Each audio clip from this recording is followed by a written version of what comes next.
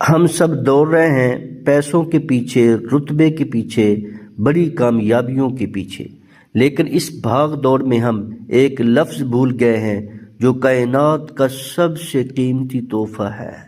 وہ لفظ ہے عافیت۔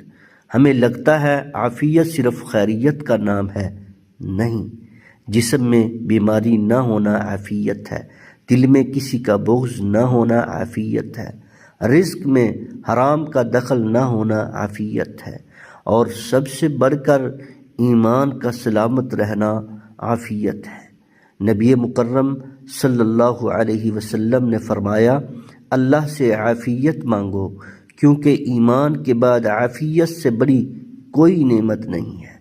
جانتے ہیں کیوں؟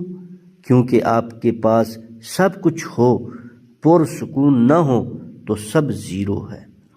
آج جب گھر جائیں تو یہ نہ دیکھیں کہ کیا حاصل نہیں کر سکے، بلکہ یہ دیکھیں کہ اللہ نے کتنی بلاؤں سے آپ کو بچا کر رکھا ہوا ہے۔ یہی عافیت ہے۔ کمنٹس میں الحمدللہ لکھ کر اس عافیت کا اعتراف کریں اور یہ پیغام ان کے ساتھ شیئر کریں جن کی عافیت آپ کو عزیز ہے۔